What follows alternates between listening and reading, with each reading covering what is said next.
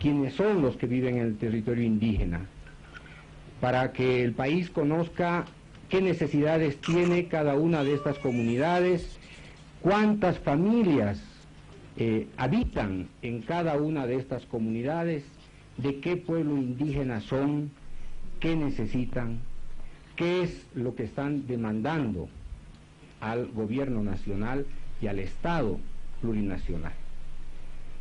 Consecuentemente, compañeros, compañeras, quisiera plantearles esta metodología de trabajo.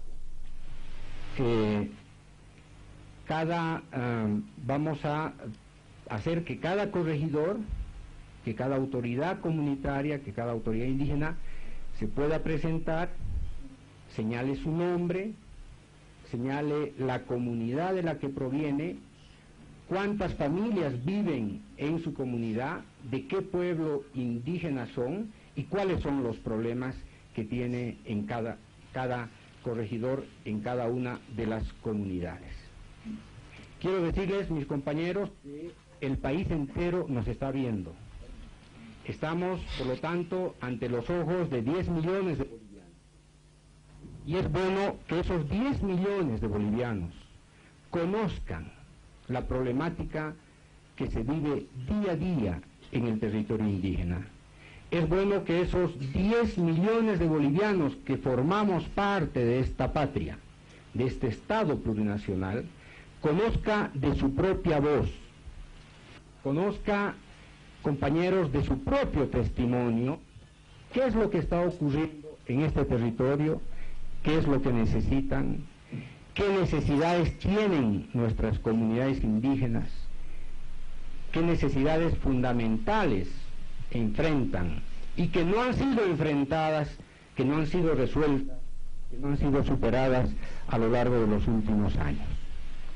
Consecuentemente, podríamos empezar esta explicación de la situación de cada una de las comunidades con los compañeros del territorio indígena, con los compañeros de la subcentral del TIBNIS. No sé dónde se han ubicado los compañeros de la subcentral del TIBNIS. Están en el lado derecho. Perfecto. Los compañeros de la subcentral del SECURE, ¿dónde están? Compañeros de la subcentral del SECURE. Los compañeros de la subcentral del CONISUR están allá. Perfecto.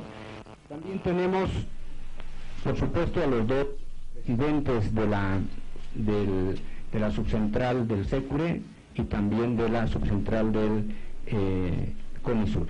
Yo les pediría que nuestros presidentes puedan participar al final, después de que cada uno de los presidentes de las corregidores de cada comunidad pueda participar, si es que están de acuerdo. ¿Estamos? ¿Sí? Perfecto. Entonces, compañeros, eso. Nuevamente, insisto, estamos ante la mirada de todo el país, estamos ante la mirada del mundo, estamos ante la mirada de quienes tienen que conocer lo que nos está ocurriendo a los bolivianos y tienen que conocer la forma como los bolivianos resuelven y resolvemos nuestros problemas sobre la base de actitudes democráticas, de comportamientos democráticos, sobre la base del diálogo. Todos los bolivianos tenemos que aprender de este ejercicio directo de comunicación. A partir de eso vamos seguramente a superar nuestra problemática, nuestras dificultades, los obstáculos que tenemos que enfrentar los bolivianos para tener una sociedad más justa, igualitaria, más democrática. Aquí le damos también la bienvenida al ministro de Gobierno, al ministro Carlos Romero, que se está incorporando a este diálogo. Entonces yo le voy a pasar el micrófono antes de que participen nuestros compañeros de las comunidades. Voy a pasar el micrófono al ministro Romero, al ministro Sánchez y al ministro Quispe, para que también ellos les puedan dar las palabras de bienvenida y puedan hacer los aportes que corresponden.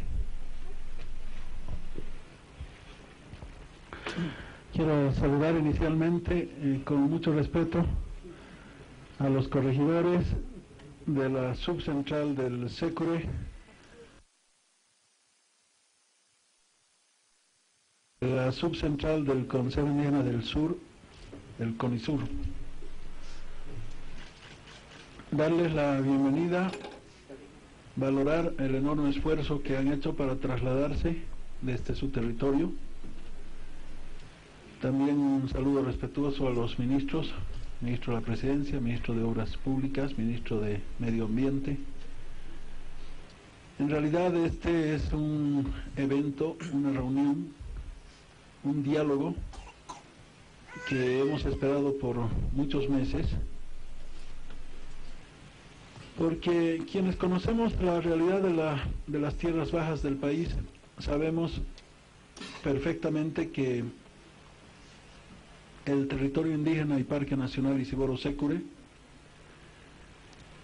primero se crea como Parque Nacional el año 1965, se reconoce provisionalmente además como territorio indígena el año 1990, es un territorio histórico,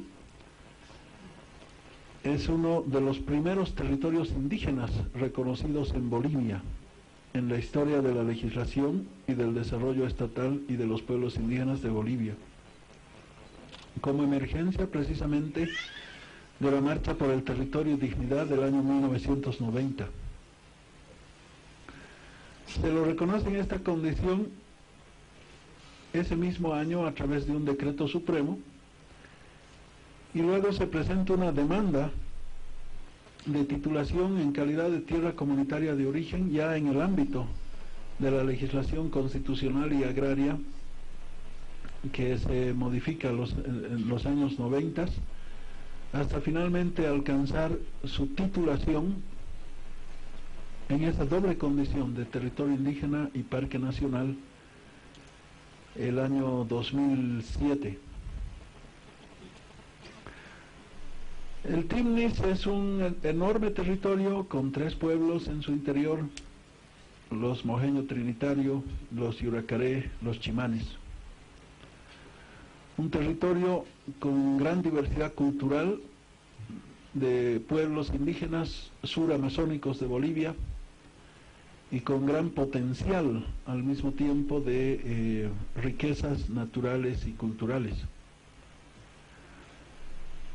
Un territorio no solamente que abrió la senda para la titulación de otros territorios indígenas en el país, sino también que está abriendo la senda para convertirse en un paradigma de construcción de gestión territorial y de implementación de un proceso de consulta o diálogo intercultural entre el Estado y los pueblos indígenas del Timnis. Mucho se ha hablado del Timnis en este último tiempo, pero pocos han conocido realmente de manera directa la realidad del Timnis. El Timnis ha generado un verdadero debate nacional en torno a la relación entre el Estado y los pueblos indígenas de tierras bajas y la convergencia entre la visión y las necesidades de los pueblos indígenas de tierras bajas con relación a las iniciativas estatales.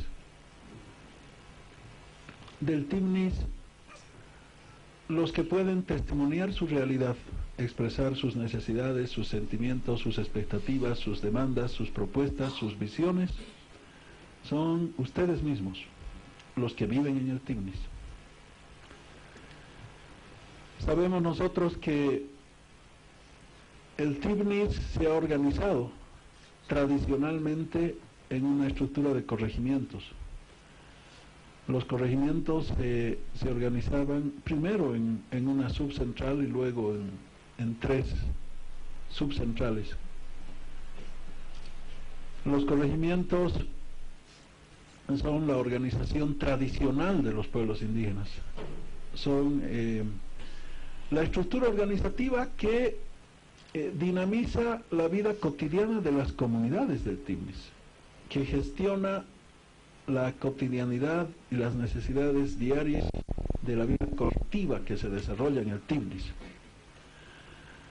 Probablemente el origen y la inspiración de los corregimientos esté asociada a tiempos preestatales, anteriores al Estado republicano inclusive, con una influencia de algún modo de la Iglesia católica en sus formatos, en su forma externa como organización, pero con una gran tradición cultural impresa por los pueblos indígenas en cuanto al contenido sustantivo de esta organización del corregimiento.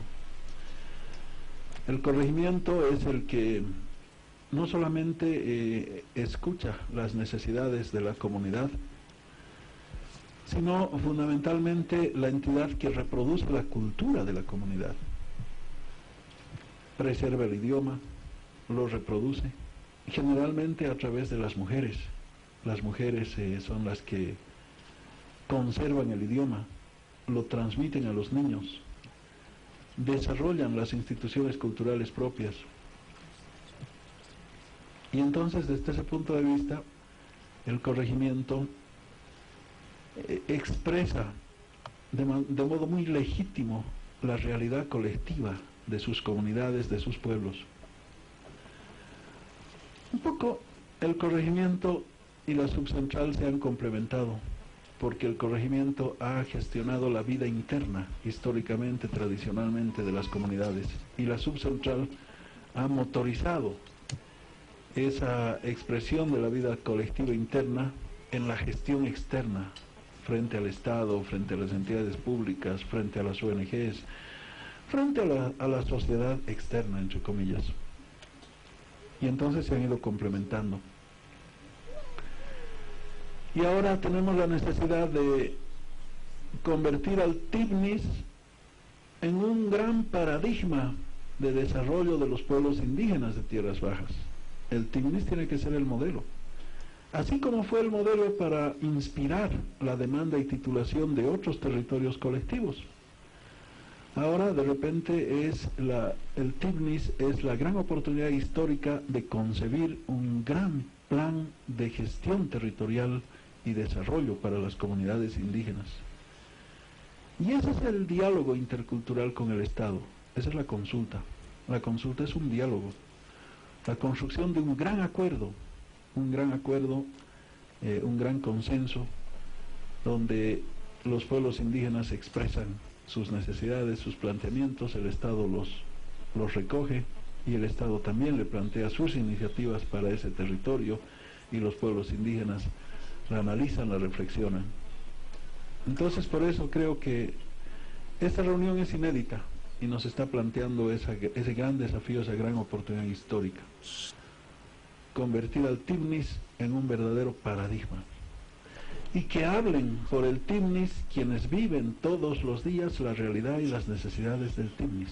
Y que le hablen al país. Eso es lo que hemos deseado siempre. Por eso valoramos la presencia de ustedes, agradecemos su participación y les saludamos nuevamente con mucha fraternidad. Bien, muy buenas tardes a todos los corregidores, a las corregidoras. Un saludo afectuoso. En la medida en que hemos estado desarrollando nuestro trabajo, hemos conocido el territorio, también hemos conocido a las personas, a las comunidades, a los pueblos. Cuando empezamos a trabajar en la implementación de la ley de consulta previa, libre e informada, nos dimos cuenta inmediatamente que asistíamos a un diálogo intercultural con tres pueblos que tienen su propia identidad, que tienen su propia visión y que tienen su propio hacer en el cotidiano. Esto nos enseñó a que la metodología del diálogo intercultural era una realidad y que esa debíamos mejorarla mejorarla y mejorarla, y estamos en eso. También aprendimos de que estos pueblos, estas comunidades, sus dirigentes, lo primero que han hecho es reclamar que el Estado se había olvidado de ellos desde 1825. Y por tanto, el Estado boliviano y parte del pueblo boliviano tiene una deuda con ellos. Y es así que nos plantearon sus necesidades. ¿Cuáles eran sus necesidades? Lo que ellos llaman nuestras demandas.